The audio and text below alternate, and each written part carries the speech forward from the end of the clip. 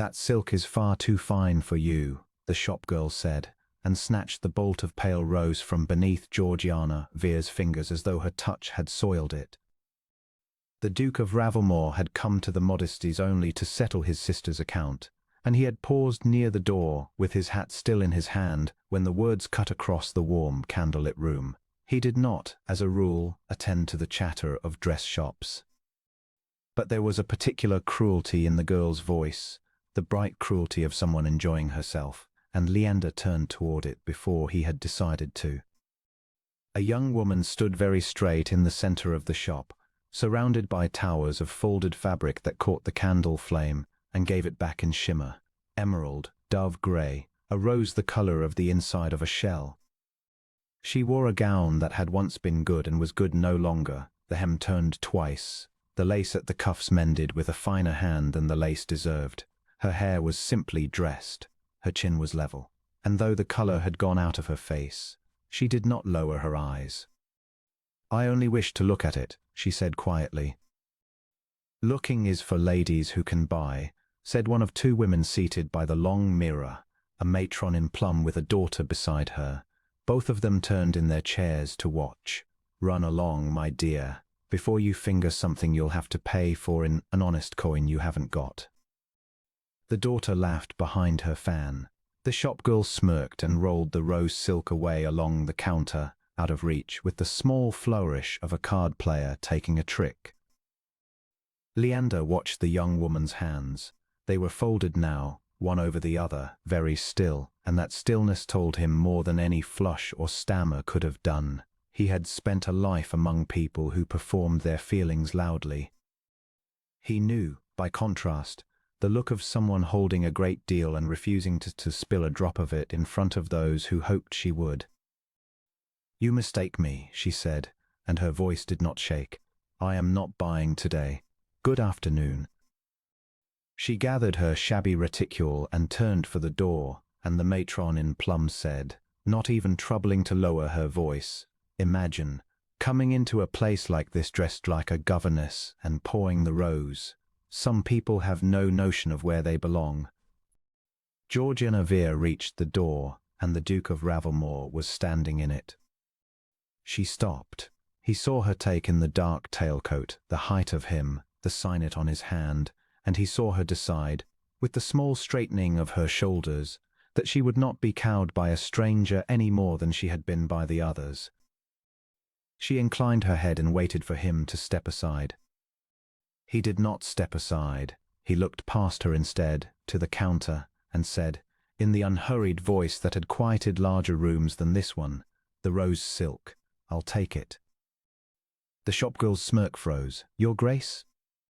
The bolt the lady was admiring, "I'll take it," and the emerald beside it, and the dove grey, and the Brussels lace in the case, the whole of it. He drew off his gloves with the air of a man settling a trifling matter.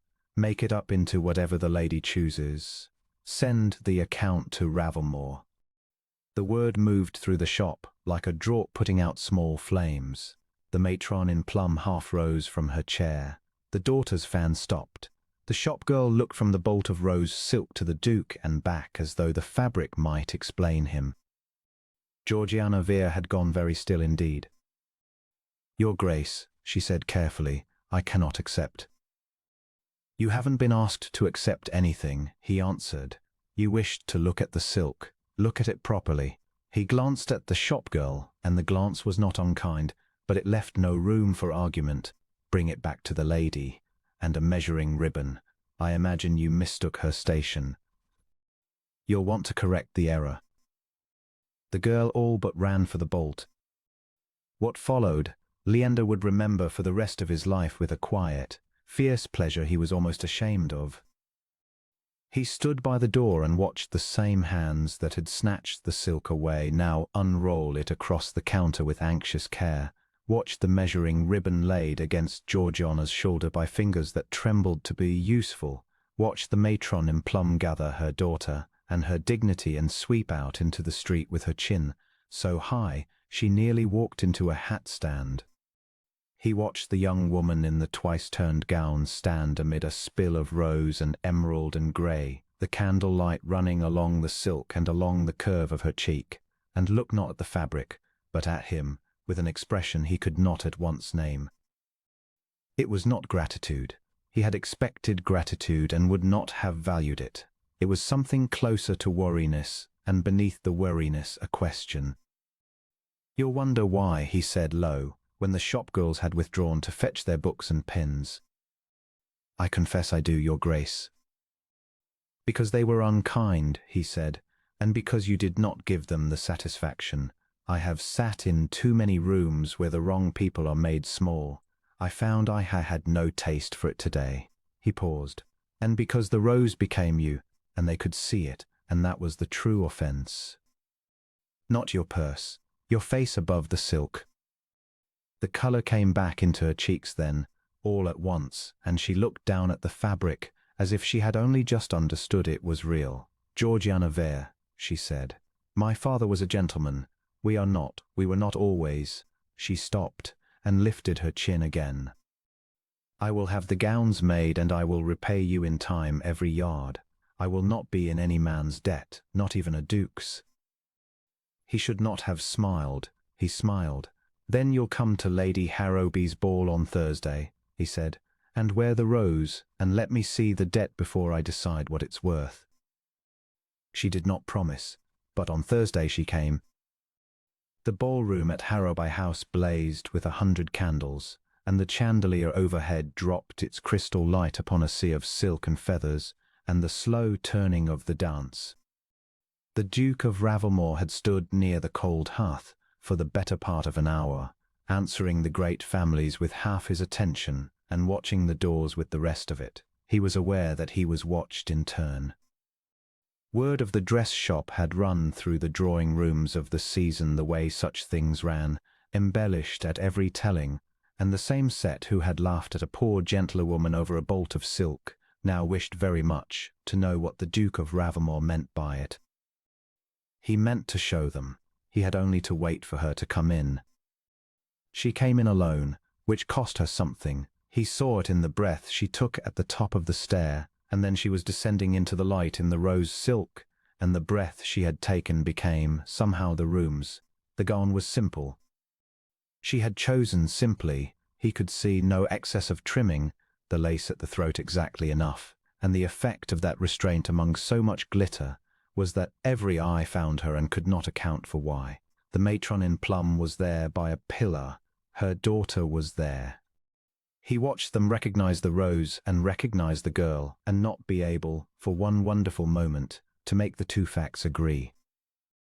Leander crossed the floor. He was aware of the music thinning as players watched, of the conversation dropping in the way of a tide going out, of every powdered head turning to follow him. He did not hurry.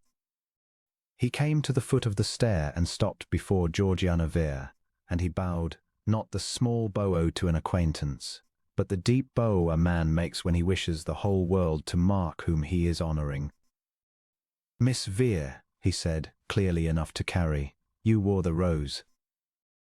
"You bid me to your grace." Her voice was steady, but her eyes were bright. "I came to repay a debt." "Then dance it off with me," he said, and offered his hand, "and we'll call the silk square between us." She laid her gloved hand in his, and he led her out onto the floor, into the very center of it, where the matron in plum and her laughing daughter, and all the bright cruel set who had told a gentlewoman where she belonged were obliged to stand at the edges and watch the Duke of Ravelmore turn her under the chandelier, as though she were the only woman the candles had been lit for.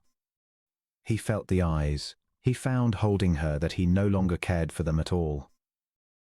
"They are staring," she murmured, near to laughter and near to tears at once. "Let them," he said. "They told you where you belonged. I am merely showing them they were right." He drew her a fraction closer, no more than the dance allowed. "You belong precisely here." She missed a step, and he caught her, and neither of them minded the stumble. They danced it through to the end, and then he did not return her to the wall where the unwed ladies waited. He kept her hand, and walked her the length of the room past every watching face, past the pillar where the plum matron stood with her fan gone limp, and out through the tall doors onto the terrace, where the night air was cool, and the music came softened through the glass. "You will have ruined yourself," Georgiana said, singling out a girl with a turned hem. "They will say 100 things. They have been saying things about me for years. None of it has ever been worth my notice." He stood very near her in the half-dark, and for a long moment he only looked at her, the candlelight from the windows gilding the silk, the rose he had bought because cruel people had wanted to deny it her.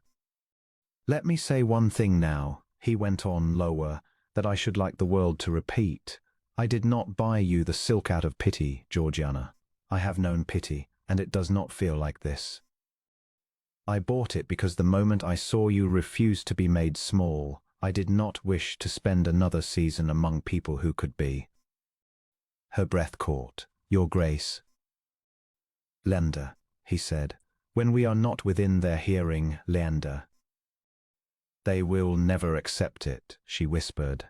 "A gentleman's daughter with nothing, a duke."